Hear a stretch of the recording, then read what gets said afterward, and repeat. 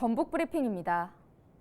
폭우로 인한 침수, 산사태 등으로 전국에서 인명피해가 속출하자 지자체들이 계획했던 축제와 행사를 취소하거나 연기하고 있습니다. 부안군은 지난 15일 열기로 했던 새만금 가요제를 취소했습니다. 새만금 개발청은 지난 18일 오후 2시로 예정됐던 새만금 동서남북도로 완전 개통식을 연기했습니다. 지난 13일에서 15일 부안에 245mm의 폭우가 내려 남북도로 사면 일부가 떨어져 나가면서 개통이 어려워졌기 때문입니다.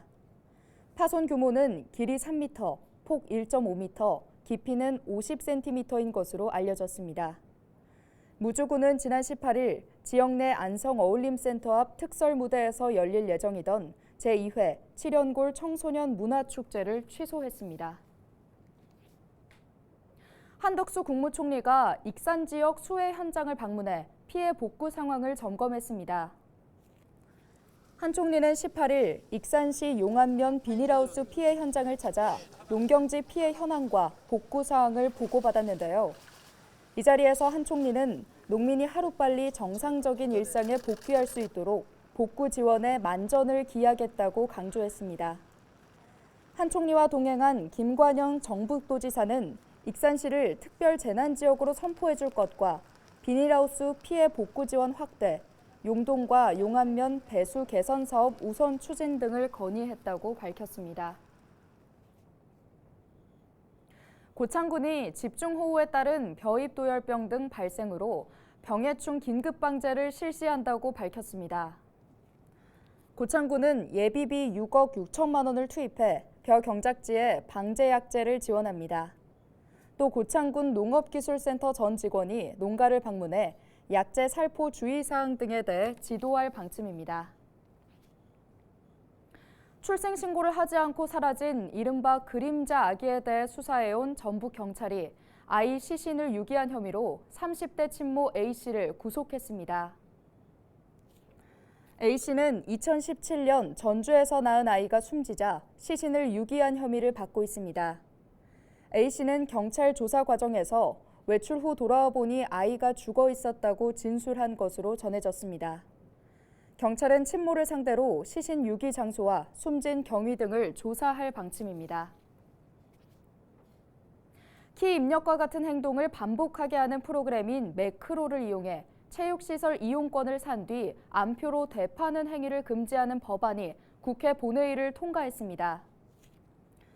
체육시설 매크로 예약 방지 법안은 매크로 프로그램을 이용해 체육시설 이용권을 부정 판매해서는 안 된다는 내용을 담고 있는데요.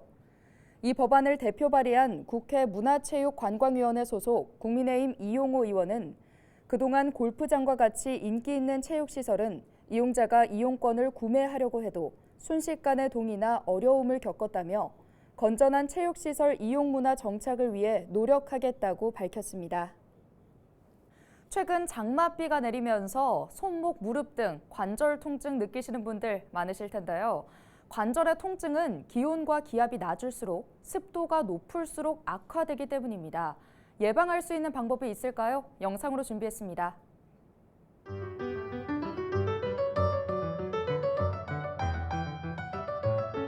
장마철 관절 통증에 대해서 말씀드리겠습니다. 주변에서 비가 올 것 같으면 무릎이 아프다고 하는 분들을 흔히 볼 수가 있는데요. 장마철에는 저기압으로 인한 관절내 기압이 팽창해서 신경을 자극하면서 통증이 심해지고 또 습도가 높아서 관절의 부종을 악화시킵니다. 관절의 부종은 움직임을 제한시키고 생활의 불편함을 가중시킵니다. 관절 통증을 예방하기 위해 실내 습도 50% 이내 유지, 실내 온도 26도 유지하는 게 좋겠습니다. 통증이 있다고 움직이지 않으면 증상 악화가 있을 수 있습니다. 따라서 가벼운 스트레칭과 운동으로 관절을 풀어주는 것이 중요합니다.